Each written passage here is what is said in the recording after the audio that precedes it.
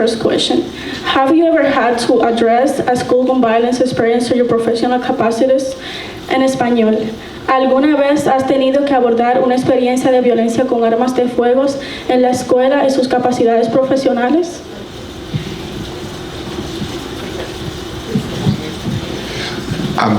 Excellent question. And so I've been fortunate in the sense that here in Boston, I've not had to go to an incident of violence, particularly shooting inside of a school, but we've had some incidents outside of schools, on the campus of schools, the grounds of schools.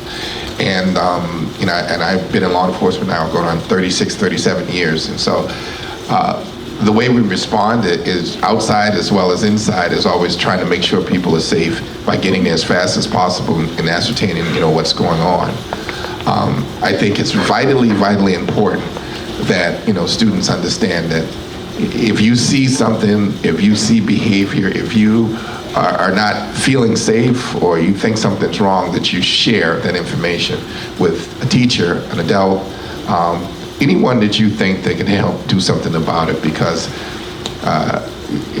we have not been involved in something, knock on wood, here in the city involving certainly school shooting, things of that nature, but the fact is that there's a history of those throughout the country, and we can learn from them. And what we learn from them is that usually the behavior of the people involved showed up long before the incident ever happened. Whether it's through, if it was a student there, through isolation, through their writings, through what they, focus on, through what they say, their behavior, there's usually signs of this all the way across the board that people knew, but nobody shared and talked about it in some way. And so I would say that you have to understand that, your safety, public safety, has to do with a community effort. We have to talk to each other, communicate with each other around this stuff. Because in the end of the day, if someone is struggling, particularly around mental health issues, all law enforcement wants to do is get them help. I would think anybody in the school wants to get them help to address the issues that might be, making them think or act the way that they're doing. And we can do that together, by sharing that information. So it's really important that I think that you all do that, and we will always show up as fast as possible.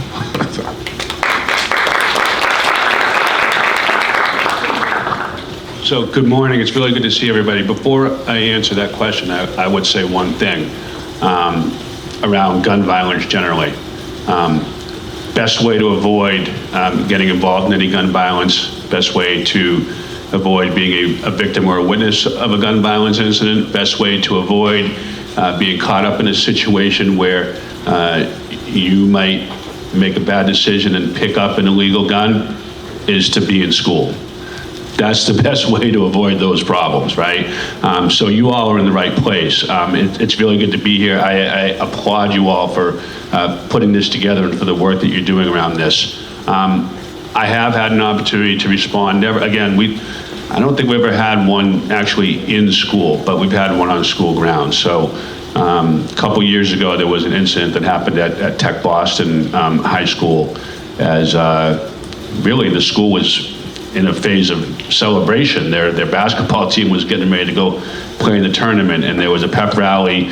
There were a number of students getting on a bus to go to the away game, and some individuals that were not part of the school came in and shot two people. One of the teachers and a student were shot. We spent that entire evening involved in the investigation to identify who might have been involved. But the most important thing that I did, and the others did as well, I know Brian Worrell was there, I remember that very specifically, is that we were in school, we were in Tech Boston the next morning, the next day, to be with the students, to support the students, to address any issues they have around harm or fear or trauma, and to just provide a real community of support for that school. And anytime those things happen, really that's the most important thing that we can do. That incident was not a school incident. That was a city of Boston incident, right? But it impacted Tech Boston in a way that some people wanted to spin up in other ways, right? Some people wanted to make it about Tech Boston. Some people wanted to make it about the school and the kids, and the school was dangerous. And none of that was true. That was a good, strong, supportive, loving community. And you could see that the next day. And so in everything that we did around investigation and making sure that the school was safe and addressing issues to make sure that the guns were never in school, that was the most important thing that we did.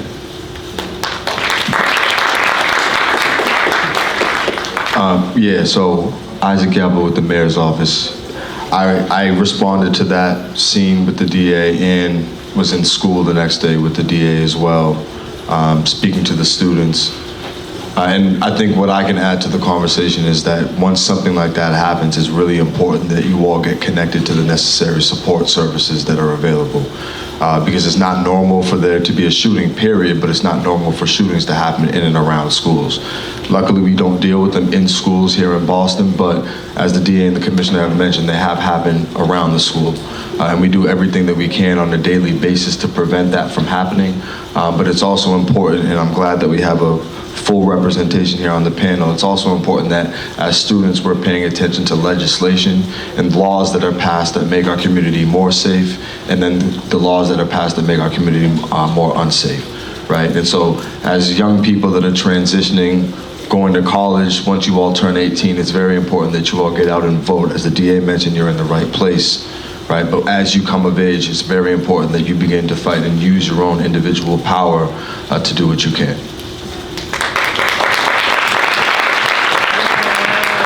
Good morning, buenos días todo el mundo, ¿cómo están? No, un poco más de energía, ¿cómo están hoy? Bueno, me llamo Hayden Santana, soy uno de los concejales aquí en la ciudad de Boston, represento la ciudad entera y tuve el honor de venir aquí hace un par de meses y hablarle a ustedes todos. Entonces, aquí estoy. No quiero repetir lo que han dicho. El Commissioner, DA, Isaac Yablo aquí, han dicho que eso no ha pasado adentro de las escuelas, pero han pasado afuera de las escuelas. Entonces, yo como encargo de la seguridad pública en el concejal, yo me encargo de comunicarme con este equipo que está aquí arriba para asegurarnos que cuando si algo pasa, nosotros estamos preparados, ¿verdad? Entonces, no teníamos casos cuando han pasado adentro de la escuela por el trabajo de nosotros, y que si llega ese momento, ¿cómo vamos a responder? Entonces, en eso de verdad, nosotros aquí y mucha más gente con la escuela pública siempre estamos en comunicación por si acaso si eso pasa. Entonces, no quiero repetir muchas de las cosas que han dicho, pero quería decir eso. Muchas gracias.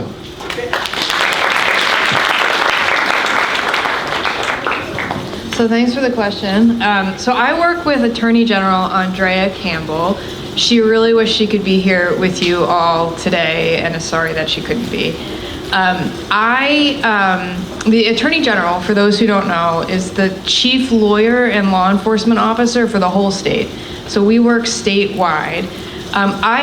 We have not had to respond directly to an incident of school violence, but we work with law enforcement officers, DA Hayden, Commissioner Cox, and police chiefs and DAs across the whole state to try to make sure that we're ready for instances of school violence. And also, my office focuses a lot on prevention. So it's come up indirectly for us in a couple of different ways. One is that we work closely with other states, and so in other states that have experienced school shootings, we're in touch with them. So I know there was one in Wisconsin where we were in touch with the Wisconsin Attorney General. There was one in California. We're in touch with the California Attorney General to think about what's happening in their states and how we can prevent similar things from happening here. So that's one way. Another way on the prevention side is, hear it here first, we're getting ready to announce a $1 million grant where we're going to be investing in public health approaches to gun violence, a number of community organizations, including in Boston, and with a specific focus on youth. So we're hopeful that that will help continue to address the problem of gun violence, particularly in schools and particularly for young people, and also that particularly recognize the intersection between mental health and wellness and gun violence. And the other way it sort of comes up for us is we do a lot of work, as Isaac mentioned, on legislation and policy. So we were involved in a big gun law that was passed here last year that has a number of important things for youth, including raising the age that you have to be in order to get a license to carry, and also that expanded gun violence prevention programming across the whole state. So those are just sort of two pieces of it, but it goes much broader than that. And we also defend our laws. So when people come in and try to sue to invalidate them, we're the ones who show up in court and try to tackle it that way. So we're really kind of looking at it through a variety of different lenses. We work really closely with law enforcement, but my office has been lucky insofar as we haven't actually had to respond. But it is our goal to make sure that we don't have to in the future.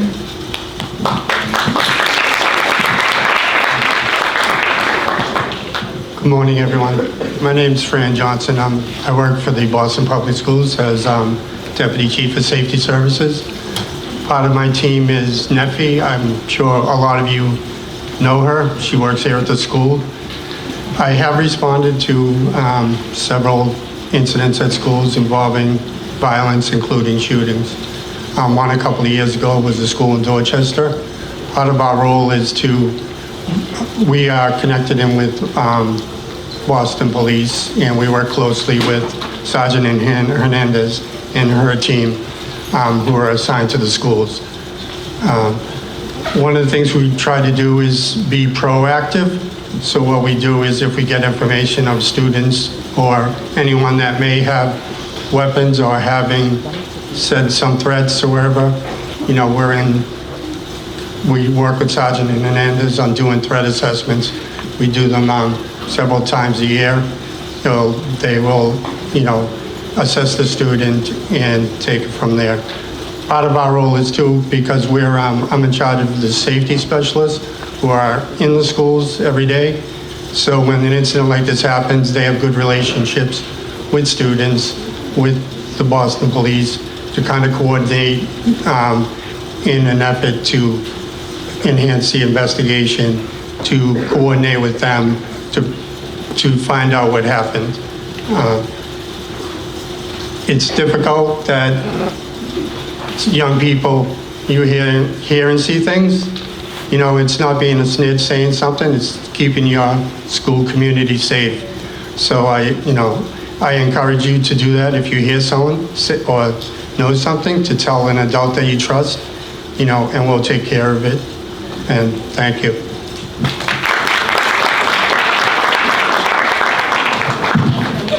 Thank you so much for your response. Now I'm going to start with the second question. How quickly can your law enforcement respond to active intruder in school? Ahora la voy a traducir en español. ¿Qué tan rápido pueden responder las fuerzas del orden a un tirador activo en la escuela? So, to build on the first time I asked, how quickly will we respond to an active shooter? That depends. If we have school police that are already here, probably within seconds. If we have officers that are right in front, very, very soon. If we have to come from some distance, we're going to be minutes away. However, when something is happening right then and there, 2 minutes might seem like an eternity for the people that are involved. So, that is why it's important that we do a lot of things proactively in the first place. That's why, we try to have school police that are here to build relationships with you all, so you can feel more comfortable telling them about what you're seeing and feeling and things that might be going on both in the school or outside the school around violence. That's the key. And so, for us, I think it's important that you understand that, you have to be aware of your surroundings. And the fact is that, anybody who's looking to do harm to you, it's not a game. Fighting is not fun. It can lead to other things. It can lead to retaliation. It can lead to a whole bunch of other things. And so school is a place for you to learn, and there's a lot of people here that can help you, facilitate trying to deal with people who maybe aren't ready to, not be violent in some way, shape, or form. And so there are a lot of adults here that can help you along that way. And this has nothing to do with arresting people. This just has to do with helping people regulate issues and problems and that might lead to violence. And I think that's super duper important. But the fact is that we're a city that has a lot of officers around. We will be here relatively quickly no matter what. But the point is, we don't want to be or don't need to be, because we'd like it not to be violent in the first place in school, because this is a place for learning. But if it does, or you think it's going that direction, I can't emphasize enough. Tell an adult, tell a teacher, tell somebody that you trust that might be able to help in a different way. We have school police officers. If you don't know them, if they're not here, please get to know them, because they care about you and care about keeping you safe as well, with all kind of good advice. So I'm going to be real quick, just so that I know other people who know more than I do can speak on this, because we don't really, response time for active shooting is not that's not my office's wheelhouse. But I will say this, we haven't had a shooting in the school, but we have an instance of guns in school. That has happened. I think everyone here probably knows of a situation where that's happened. If we can be on top of that, then the likelihood that we'll ever have to address the situation of an active shooter is significantly decreased. If you know that there's a gun in school, speak up, let people know, so that the right people can respond and handle it. So I have a similar response as the DA. We're not generally the people who are responding, so it's not exactly our wheelhouse. But I would say that we operate from the assumption that a school shooting can happen anywhere at any time. They've happened in states that have really strict gun laws. They've happened in rural places. They've happened in cities. They've happened everywhere. So we try to make sure that law enforcement is ready and that law enforcement is able to get here as quickly as possible, and that students are safe and that then have access to whatever support they need. So we're kind of behind the scenes working to make sure that we're ready, because we recognize that it can happen anywhere at any time. I am not law enforcement, so I can't answer the question, but we put our full trust in the #1 commissioner in the country, Commissioner Cox. También quiere decir lo mismo. Entonces, nosotros no respondemos a esos casos, pero aquí tenemos el Commissioner Cox que hace eso, y el equipo de él. Y voy a introducir un poco de lo que él dijo, es que ya aquí en las escuelas públicas tenemos seguridad aquí. Entonces, si algo está pasando entre ustedes, si saben de algo que está pasando, si saben de alguien que tiene una pistola o lo que sea, hablen con alguien. Aquí tenemos muchos adultos que quieren protegerle, y de verdad nosotros queremos que ustedes hablen con la gente aquí, pero los oficiales de nosotros, la policía de nosotros están preparados para responder rápido. Él dijo que él no quiere responder. En la escuela somos un lugar para aprender, pero estamos preparados para eso.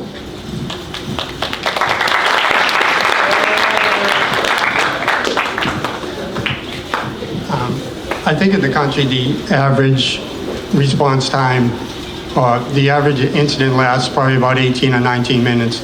The response time probably is around 14 minutes. But that being said, that's in rural areas a lot, so the average is, kind of skewed with the city, is a much quicker response. Part of our job, we have radios, and they are connected in with the Boston Police. So with our safety specialists assigned to the schools, if there is an incident, they go on their radio. The Boston Police monitor our radios. So we do that so they will have a quicker response. We get the information out in real time. They listen. So their response time is a lot quicker than probably anywhere else in the country. And yeah, that's all I have right now.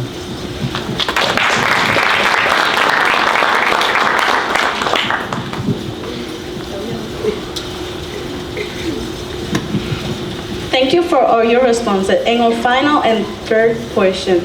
We think counseling and mentorship is important to keep kids healthy and safe. How can we get help from you to get more health and wellness to support all schools. Ahora en español. Creemos que el asesoramiento y la salud mental son importantes para mantener a los niños sanos y seguros. ¿Cómo podemos obtener la ayuda de usted para obtener más apoyo y salud mental en todas nuestras escuelas? Another excellent question. This is a little bit more difficult in the sense that, mental health, assets and things of that nature are important for everything. It's important in my line of work for the people that work there, never mind in schools. It has a role and a place every place. So if there's a way that I can support, at least for funding, if somebody would ask that I think it's important, I would absolutely, support you in that way.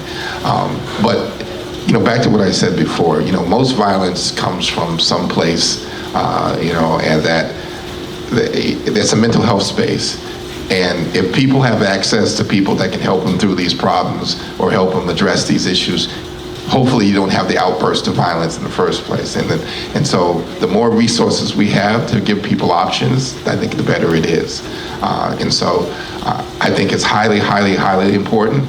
And anything that we can do to support you all to do your primary function, which is to be educated in school and have fun and grow and learn, I'm all for it. So just very briefly, I would say that when I talked earlier about going to Tech Boston the day after, that's why I say that was the most important thing I did, because addressing trauma, addressing mental health issues was more important than solving that case in many ways. We did solve it over time, but the response to wrap around and support the schools and the children was most important. Mental health affects our criminal justice system in ways that it's almost hard to fathom and hard to describe. Its tentacles reach into what my office has to do every single day.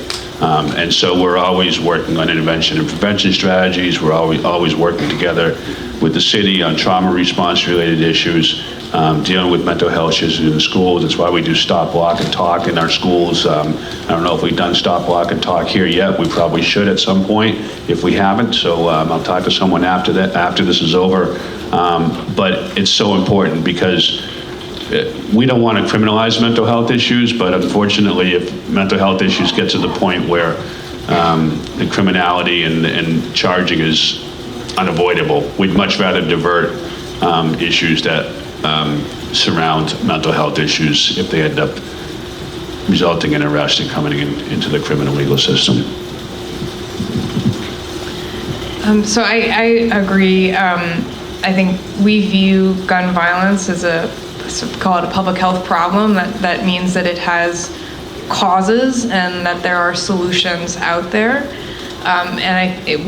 Mental health is one of the big causes of gun violence across the board, and particularly among school shooters and in schools and among young people. So I think it is the most important question that you can be asking, and I think it is a hard nut to crack. So I think we approach it in my office in a couple of different ways. We have a part of my office, it's called the Children's Justice Unit, that works directly with schools to try to make sure that they have the resources that they need to address issues of bullying and inclusivity. We, as I mentioned, are launching our own grant program on gun violence prevention. We are not usually an office that makes grants because we don't have a lot of money to give, but we are taking what money we do have to give and devoting it to this problem because it's so important. And I also think the biggest thing that we should be doing as a state is investing a lot of money in increasing mental health support and services across the whole state, and that requires, again, kind of come back to you, Isaac, it requires voting, it requires going to people who are lawmakers in the governor's office and asking for money to be devoted to this problem. And that is that's always a hard ask to make because a state has a lot of problems to deal with, affordability, housing, lots of things. But this is up there in terms of, I think, one of the most important things that we could be investing money in. So as you're thinking about potential solutions, I think one of the things you should be asking for is for the state to be putting more money into mental health.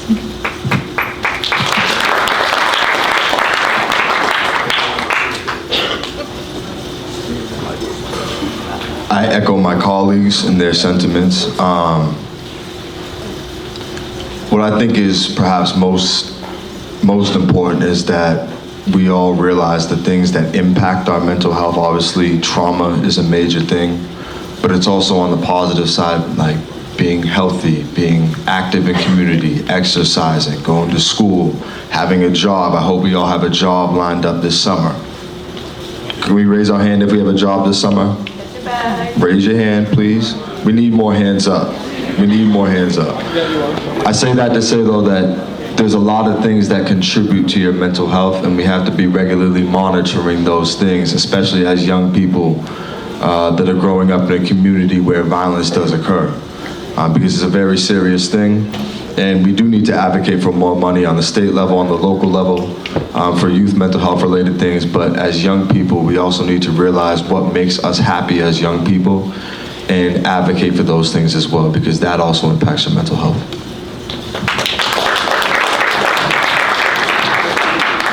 Entonces, la salud mental es muy importante. Entonces, voy a hablar de un par de cosas. Voy a repetir una cosa que Yablo dijo. Él estaba hablando de los trabajos. Aquí, este verano, todo el mundo aquí debe tener, el que quiere un trabajo debe tener un trabajo. Entonces, si tú no sabes cómo conseguir uno o no sabes a dónde ir, por favor, contacte, o dile a uno de los maestros para que se contacte con la oficina mía, que mi oficina se encarga de eso, y queremos que todos los jóvenes que quieren trabajo, todos los jóvenes que quieren trabajo, les vamos a dar trabajo. Entonces, por favor, se contacten con nosotros. Yo, como encargado de la seguridad pública en el concejal, y mi número una prioridad son los jóvenes. Entonces, con eso, hace ya un mes, yo comencé un programa en mi oficina, un concejal de jóvenes, y tenemos 13 jóvenes que están en parte de ese concejal de mi oficina. Le estamos pagando a ellos, y yo lo traje a esos jóvenes para la oficina mía para que hablen de lo que ellos necesitan.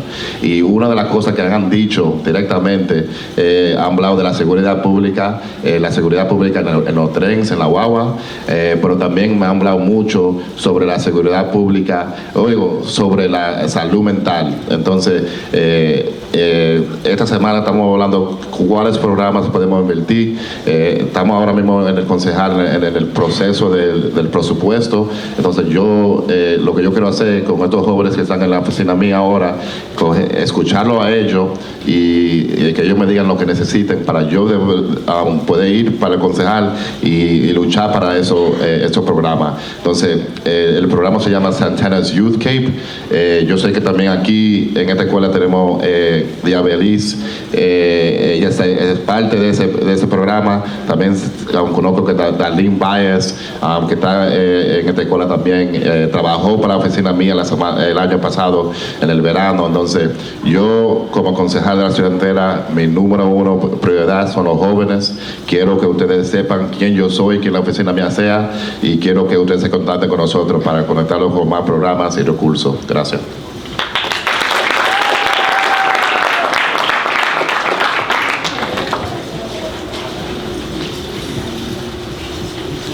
It's very important to have counseling and mental health professionals in the schools to support all the students who are struggling with whatever issues they may have. The BPS has a number of support systems in place, but they could always use more. That falls under the Student Support Services run by Chief Corey McCarthy, which includes social workers, behavioral specialists, nurses, and they're all in the schools, but we could use more of them because we struggle to have one at every school, and it's important for them to be there. They also respond, if there is an incident, like we have been talking about, to support students that may have witnessed it or are impacted by that. Like I mentioned before, Sergeant Hernandez and her team, they have a best clinician assigned to them, and he can also respond to support at the schools. Thank you.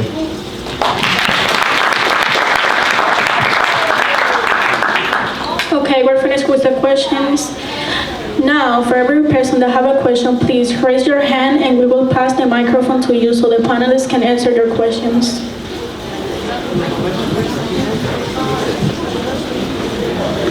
Before we take, shut it up. Before we take questions, I just want to, antes de tomar algunas preguntas, I want to name a few people in our community that we're fortunate to have. One person, and that's our beloved Neffy. Neffy is our school safety officer. Neffy works with Fran.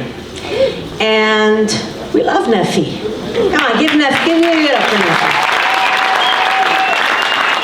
And what makes Neffy special is that she has relationships with so many of you.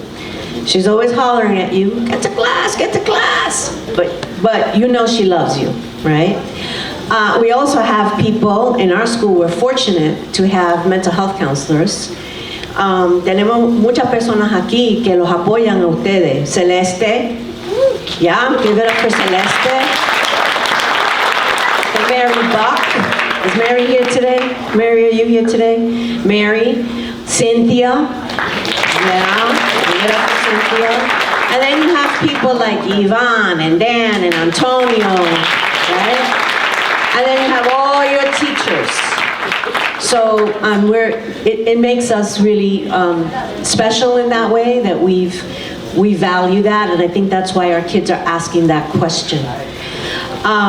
So ahora vamos a tomar 2 o 3 preguntas de ustedes. Vamos a dar un momentito, take a moment, think. Does anybody have a question? This is a pretty special panel. The commissioner doesn't always come out to schools. He's taking a lot of time. The district attorney, el jefe de todos los abogados, you know. So let's, a couple of questions, maybe even from staff. Anybody have a question? Oh, you all got shy, they all got shy. Give them a minute. Anybody have a question? All right. Matthew.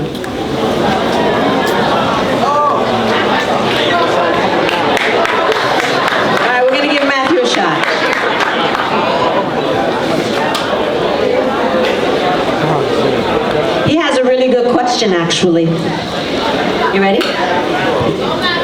What do you think is the motive behind all the gun violence in the school? What do you think is the motive behind all the gun violence in schools? Give it up for Matthew.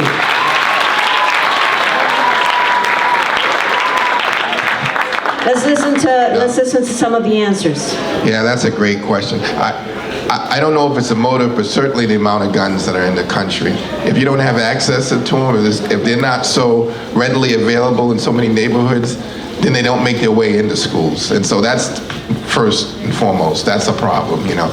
And then secondly, the fact is that, you know, people don't always feel safe. And so when you're in any environment you don't feel safe, people feel the need to arm themselves or to do whatever. And that goes back to the mental health issue, like around, you know, why do you don't feel safe? You know, what's the issues that making you feel as though you need to arm yourself or what have you? And then that's why it's so important to have partners and people to talk to help, you know, get you out of that situation, or at least feel as though you're getting out of that situation that drives people to want to arm themselves, you know, to feel safe around that. And so that's an exceptional question, but I wish we were a country that had no guns. And then we would have different issues, but the fact is it wouldn't be gun violence.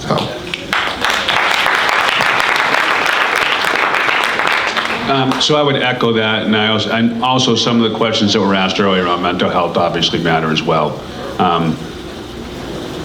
Most of the school shootings that I can think of involve a lot of times someone that wasn't even part of the school, that's suffering from some sort of mental health issue. Sometimes it's someone within the school community also dealing with a mental health issue.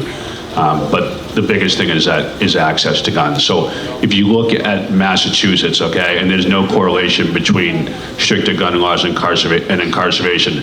Massachusetts has the lowest rate of incarceration in the entire country. That's a fact. We also, amen? We also have some of the strictest gun laws in the country. But we have part of the problem that we have is we have illegal guns flowing into this state from other states. our national laws around guns is too loose, and it creates a problem. There's a direct correlation between access to guns and the ability for gun violence to happen, and the ability for the school shootings and those sorts of things to happen. So if we could get our federal government to pass comprehensive and reasonable gun laws that would keep guns out of the hands of people far more regularly, then we would be much better off. Good luck on the federal gun legislation. I agree, that would go that would go a long way. I agree with all of that. I think the problem of illegal guns and ghost guns is a huge problem. There are lots of illegal guns, and I think people's feelings of safety is another reason. I think if we look at school shooters across the country, we see other things too. We see bullying as a source. We see bias against particular groups of people as a source, and then mental. I cannot stress mental health enough, and I worry sometimes, and this might be because I'm old and I think about when I was in school, that we don't think about mental health the same way we think about physical health. Like, you break your arm, you go to the doctor, you have high blood pressure, you take some medication, your brain gets out of whack. We don't do anything really about it, and there's no reason for that. We should be investing in that, and I think it's a really important thing for everybody to do. I do it, so I really hope that that's something that everybody thinks about. It's a very good question, young man, and I echo the sentiments again of my colleagues. Access to guns, mental health. I say social media, YouTube, Instagram, Snapchat, what's that new, X, TikTok, all that is the reason why. Because young people right now are exposed to a different level of violence on social media, and I think that trickles into our mental health and how we respond to conflict in the school settings. Yo estoy de acuerdo con lo que han dicho. Entonces, de verdad, las pistolas son demasiado accesibles para la gente de tener, entonces, y más para los jóvenes. Entonces, quiero decir lo que Yablo dijo ahora mismo también en las redes sociales. Cuando tú estás en todas estas redes sociales y tú ves lo que está pasando, o tú ves otra gente de otra ciudad, lo que sea, lo que están haciendo, nosotros también queremos hacer lo mismo. Entonces, tenemos que educarnos más. También yo siento que, como dije, son demasiado accesibles. Entonces nosotros aquí, como gente que trabajamos para la ciudad y el Estado, tenemos que poner más leyes y más protecciones para que las personas ilegales no estén en esta ciudad y tampoco en este país. Entonces, una buena pregunta. I'm actually going to leave us at that last question. Gracias mucho. Did you want to add anything? No. Actually, yes. Can I add Go. Yeah, absolutely. Because I realized we have to share how to get a job this summer. We have to share how to get a job this summer. And Henry's going to translate in Spanish. So what you do is you go to www.boston.gov/futureboss, FUTUREBOS. And they have all the jobs available this summer. We also have some of our school staff helping kids figure out jobs and programs and lots of good things. So there weren't too many hands up yet, but more. Johendi has one last announcement, and then I'm going to close us out. So let's listen to Johendi, please. Thank you to all our panelists and our panel requests today. We're starting our Boston School Safety social media platform. Please follow us on Instagram. And to the panelists here, we want to collaborate with the law enforcement, and we do not just want to make this for this school, but for the whole state. Gracias, Johendi. We have one more person who just joined us, Manuel Oliver. He wants to say a few words. Manuel. Thank you. Good morning, everyone. Buenos días. My name is Manuel Oliver, and I am the father of Joaquin Oliver. And Joaquin was shot in the Portland shooting. He was shot 4 times with an AR-15. That weapon was manufactured in Massachusetts. However, you do have very strict gun laws, but then you were also allowed to manufacture guns. So I live in Florida, which is the opposite. I just want to say two things. One, related to your comments. Mental health, it's a universal issue. It happens in other countries. It happens in Europe, Asia, everywhere. Video games is a global thing. People play video games everywhere. In here, we have access to guns. And I want you to be very clear with that. Yes, I do think that mental health is an issue, but the mental health, in addition to the access to guns, is where the real problem is. So keep that in. I want you to always keep that in mind. Don't get confused with the narrative. And I want to end with this. Panels like this help a lot. I'm sitting here thinking that if a panel like this one would have happened in Parkland before February 14th, my son will still be here. So congrats in advance with your project, because this is already working. Thank you very much.